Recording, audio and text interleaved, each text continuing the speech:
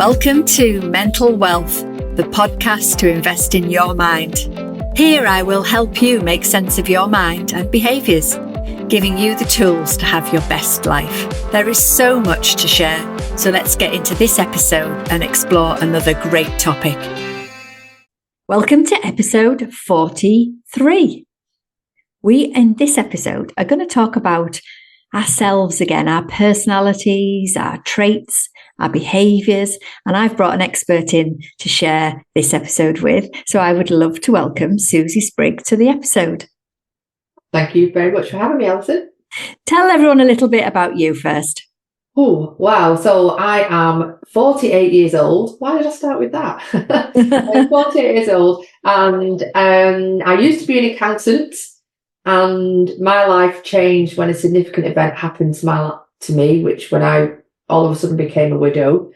And I probably want to share about the grieving journey and the healing journey that you go on, and how I finally had some opportunity to put the spotlight on me and think about what is it I want, what am I good at, what do I want out of life, and maybe talk about personal development journey, because that's one thing I think we always forget to do, don't we? We're always so busy and focused on looking after everybody else, getting outside validation, that we forget to look at ourselves and check in with ourselves and see if we're okay.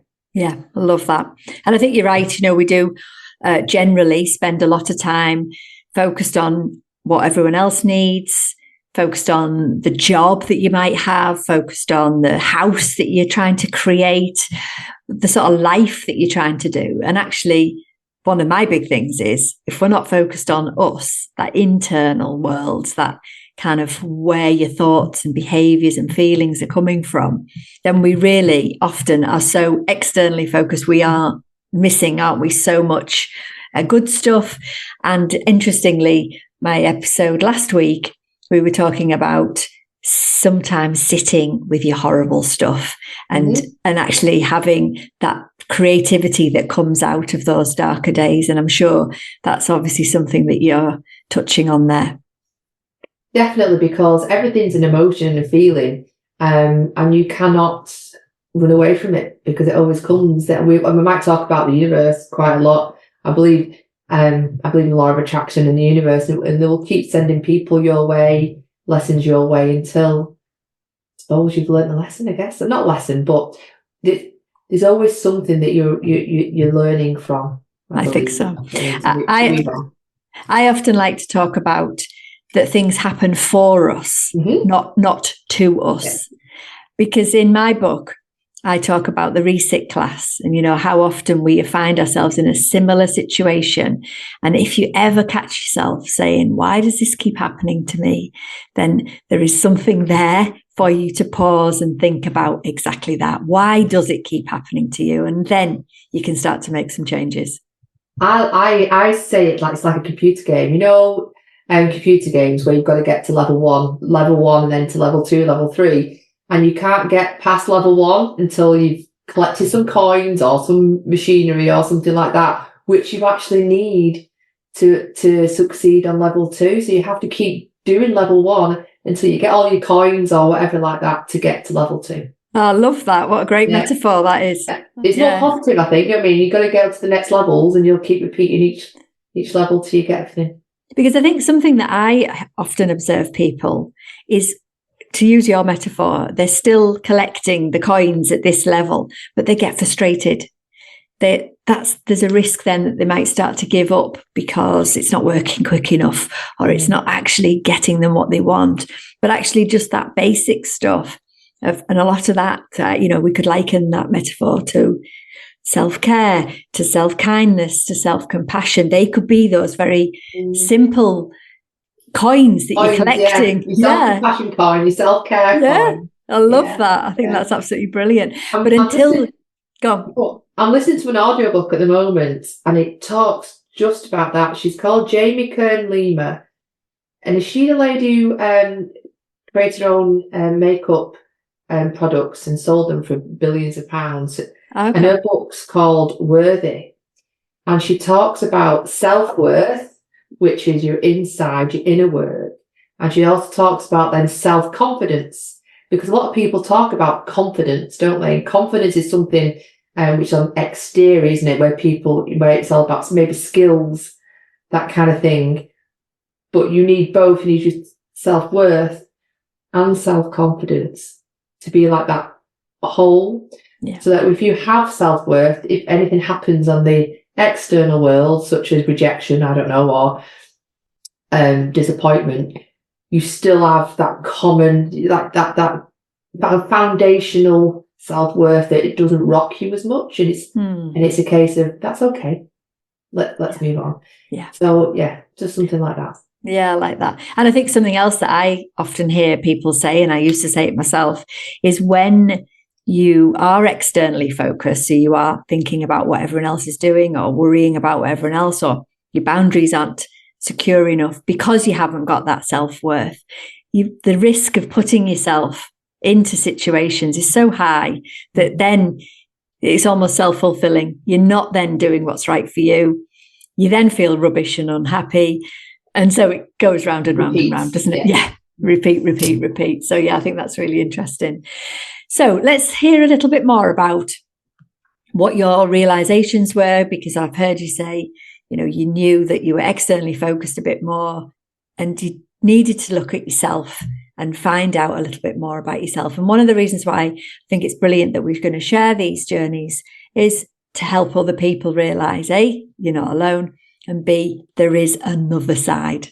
It is worth doing the work. I hear people often say, come and work with me and I'll get rid of your fear, or come and work with me and I'll transform you. But actually, if you haven't got that inner work, or you're prepared to put yourself forward, particularly if you have got some trauma or some grief or some limiting thoughts or beliefs that somebody else has told you, those things won't happen unless you do that inner work. Yeah, so, well, I'll do a whistle-stop tour. Whistle. My first significant event was when I was 15 years old and my dad passed away.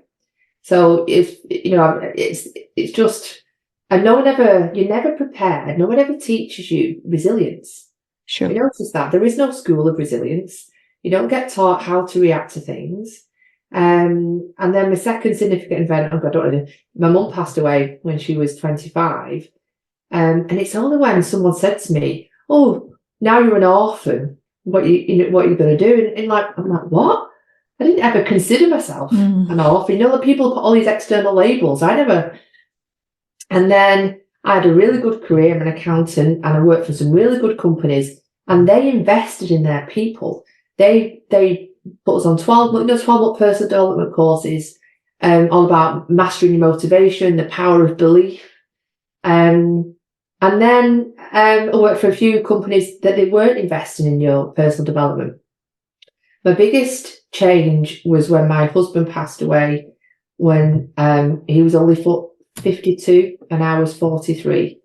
And that was huge because we were talking about our future. We always talk about our future. And when grieving changed to healing, I went on some personal development because I thought to myself, there was time to be quiet because I wasn't working, and there was time for that self-reflection. There was a lot of time for self-reflection. And I realised that I was for the last 10 years, I've just been giving the best of me to strangers. If you think about work, you give the best of yourselves to strangers. And when you get home, there's nothing left, and you give the worst of yourself to the people you love the most. But that does not make sense, does it? Do you know what I mean? It doesn't make sense. So I looked at the coaching academy, and they were doing a training course, a one-day training course on DISC, personality profiling, which was all about understanding different people's personality styles and why we do what we do and why we say what we say. And I thought, you know what, I'm interested in that. And that one day was so many light bulb moments. It was the first day of the rest of my life, because for the first time ever, I truly understood me, and I learned to love and accept myself for just who I was. Wow. And I think that's the greatest gift you can give yourself. It really is. I love that. And thank you for sharing, because I know that's obviously really personal to you, sharing that little whistle stop of your life, because I know it's got so much more than just the way you've shared it there. But I do appreciate that. Yeah, because people always might look at me, because I am outgoing, I'm interested in people, and people might look at you, people look and go, gosh, you've got everything made. Do you know what I mean? Life must be easy. You just make these assumptions, don't you? But I've gone through the trenches, but but it's because I think you've got that mindset of this is not, there must be more. The story doesn't end here. Do you know what I mean? I need to have hope in my life. Hope. When you wake up in the morning, today is going to be a great day. It's, you know what I mean? Who can I help today? You know what I mean? What wonderful person's going to come into my life today? What is something interesting am I going to find out or hear today? So I think it's mindset and hope and belief, I think, would be 3 words I might want to share with you today. Yeah, they're lovely. And I think, again, people can just try those on, almost, wondering what that might be. Because one of the things I often talk about is that it can feel quite overwhelming with all of the things that we need to do. And actually just focusing on some small piece that could be hope, or just checking how you feel about this, or where's your attention? Is it internally or externally? I think from there, people can start to make the changes that they want. And again, everyone's starting point might be different, and their end point actually might be different as well. But I certainly understand quite a lot about people's personalities. And I do believe that when we have a better understanding of ourselves, we can do one of 2 things. One, we can be ourselves, which sounds crazy, but we still have to work on being that. And it also helps you understand that everyone isn't the same as you. So we can stop expecting people to be the same, to say the same, to behave in the same way, because that in itself is a trap, isn't it? And that's when I do the teaching, the biggest saying that people remember is that people are different, not difficult, because what you find difficult is different. Yeah. And how many people get frustrated where someone's doing something, why are you doing it that way? Yeah. Because they're just not you. It's how they do things. But people are different, but we are predictably different. And when when I discovered DISC, and I thought, oh my God, everyone needs to know this. Because in the corporate world, you have a leadership team where there's 10 different personalities on the leadership teams. And these people impact, that they impact everybody in the workplace, don't they? Yeah. But you don't get taught people skills. It made me think there's no way we get pulled out of school when we get taught, right, this is how you deal with different types of people and personality. And it was just crazy to me. You get taught skills, do you mean academia? Yep. But not the biggest thing of all, because you have to speak to a person to get something done. Yeah, 100%. Don't you? Yeah, and I spend a lot of time working with leaders and managers, helping them be able to understand themselves first, so that they can then see how they might communicate differently to all the different people that are in their team. And I think that's the overwhelming bit. People are complex. They're only complex because we're all different. And I think that's where, things like pausing and asking yourself, what's going on for me, and why is this person in front of me doing this thing in a different way to what I hoped they'd done? Is it about your communication, about the way you described it, or is it just about your differences? And I think from there is so much wealth in being able to just notice. I mean, I work in prisons, and, when I work often with some of the groups there, that for them to suddenly realize that everyone isn't thinking like them. I've had a couple of them have gone, oh, wow, I wish I'd known that before. Because I think that's the biggest myth, that you get frustrated because people think that they're doing it just to piss them off. Sorry for swearing. All right. I remember in work, people go, they're just doing it to annoy me. I'm like, they're not. I seriously, trust me, they're not. They're not even thinking about you. Even in the gym, do you know, like when you first go to a gym or something, or a class or something, you just worry that everyone's looking at you, don't you? Oh, I hope no one's looking at me. I'm like, trust me, they're not looking at you. They're so in their own head, aren't you? Thinking about their own thing. That's it. But I think that's the first step to having that inner worth, that inner self-confidence, is stop being worried what everybody else is doing. And just, if you could turn that attention on yourself, Yeah. Stay in your own lane is something that I'm often talking about. Be in your own lane. It doesn't matter. Yes, you can look at other people for inspiration, but only if it does that. If you're not inspired to think, do you know what? I want a little bit of that, or I want to learn how to do that thing. Unless you're doing that, it's not even worth looking. Who cares what everyone else is doing, really? We care far too much as humans. The brain is very selfish, and it is only thinking about ourselves. And yet we spend all this time looking at all these different people and wondering what they're doing. It's almost crazy. Yeah, and I'm not too sure if it's an age thing as well. Do you know what I mean? This. Do you remember, when people get older, they just go, do you know what, I don't care. I can go out with no makeup now. Do you know what I mean? Yeah. I don't care what I look like. Do you know what I mean? I'm just happy in my own skin. Is it an age thing? I think some of it is. I think for definite, some of it is. I think people do start to take themselves less seriously, or kind of don't put themselves under any great pressure. But for me, it's what's underneath that feeds it. So if there's even, no matter how old you are, if you've been brought up where you were told you're not good enough, that thing, no matter how old you are, it's still in there. It still possibly could pop up at any time.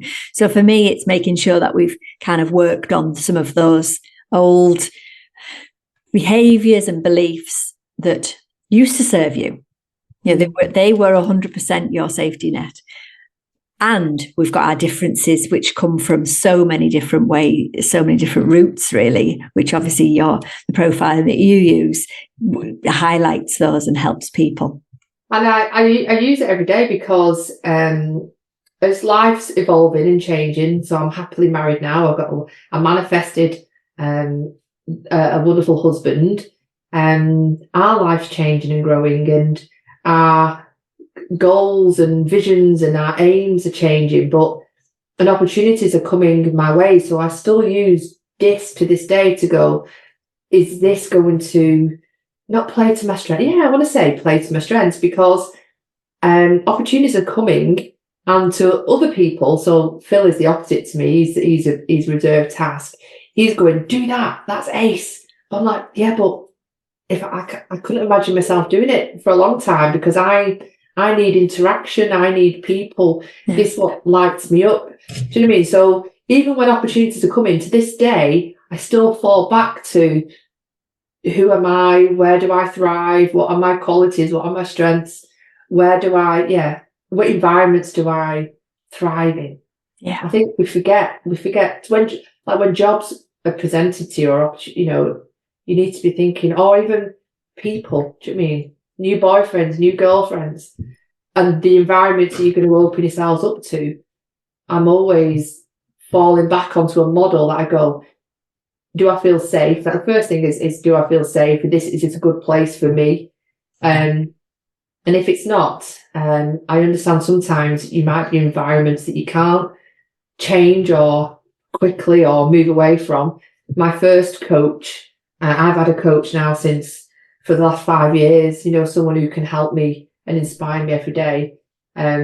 She said to me, you know what I mean? You need, for every negative person in your life, you need to surround yourself with 5 positive people. And if you might have some negative people, or not very helpful people in your life, maybe try and spend less time with them, and more time with others. So you're not, sometimes you can't remove yourself from those situations, but you can certainly say, oh, I'm not available right now. Do you know what I mean? I love that. Yeah. I think it's so important, isn't it, to actually acknowledge 2 things you've acknowledged there. Is one, you can flush out somebody who you might be a bit stuck with in your life because they're in your family, or there's other reason. Making sure that you have got those people, but also just giving yourself that permission to maybe say no to that person, or spend slightly less time, or make sure you've got a mechanism to top yourself back up as soon as you've left their company, because there are people out there who are mood hoovers, who will come in and take everything from you. But one of the things I think we need to pay attention to in those situations, again, it's about your boundaries and self-worth, is, what are they doing with you, around you? Are they affecting too much of you? Are they being negative and bringing you down with them? Or are you able to just be in their space and stay kind of outside and then leave and get on with your own day? Mm-hmm. So important, isn't it? Yeah. Brilliant. Okay, so have you got a little word of wisdom to finish us off? Something else that pops in your mind? I'm putting you on the spot here because I didn't say I was going to do that. You know what? There's a word being used a lot, being authentic, isn't there? And I just want to say, just do you. And if you don't know who you are, then that's your biggest project. Love that. What a brilliant way of putting it as well. You know, you're right. I'm the same. I'm hearing a lot of people talk about, you know, it's important to be authentic. And, you know, authentic means so many different things to so many people. And some of the pressure that is coming from that idea of being authentic when people don't even know what that is, I think it's switching people off. It's making them worry. It's making them feel overwhelmed with all the things that we do. So I am a big believer in us. We've got to just be us, be ourselves. And regardless of who else might have an opinion on that, or, you know, my journey was very much, I was desperately trying to please everyone else for a long time, and in the long run made myself miserable. So I think that's a great reminder that all we're doing is be you. But if you don't know who that is, then there is your project to go on. And you are, even if you don't feel valued or appreciated, you just change the circle of friends. So I was a qualified accountant, and I was always the odd one out because I'm outgoing people, and they kept, and I love process. They just kept saying, rolling their eyes at me, oh God, here she is again. You're just in the wrong environment. There's that, I've seen it on social media quite a few times where, this father gave his daughter, an old crappy car, and he said, go to these 3 places and get it valued. The first place, someone would give him nothing. Second place, 250 quid. But the third place, who knew its true value, would give her like £200,000. Because it's all about, you just need to be in the right environments to really show your true value. And just keep going, because your tribe's out there. Yeah. 100%. Find your tribe. And also it's that little baby steps, isn't it? It's that not feeling overwhelmed, trying to fix everything that doesn't quite feel right. Because, you know, there are a lot of people out there who are bumbling along. They're quite happy. They're okay, but they're not kind of ever getting to that real bit of themselves where they can just go out there and be courageous and do the thing that is their thing, their bliss. I like the word courageous as well. Yeah, it's a brilliant word. It is that's what you need. I don't suppose confidence is. I think it's the courage to become, I don't know. But also the courage to be vulnerable, the courage to maybe it not work out. You know, I think so many people are so afraid of things not working out that they don't go for it. But, you know, which is the biggest fear? Staying stagnant or having a go and learning from it? You know, for me, just having that go is just so important, isn't it? Yeah. Brilliant. Thank you so much for your time today and for coming and sharing your thoughts and wisdom with everyone. Welcome. Thank you so much. Thank you for listening and sharing in this episode of Mental Wealth. Remember, you can subscribe wherever you get your podcast. My last question to you is, what is the one small thing that you can take action on from this episode? Message me on Instagram or through our website with questions you'd like me to explore. You'll find the links in the show notes. I'll be back with more tools and tips to make sense of your mind in the next episode. In the meantime, be kind to yourself. Bye for now.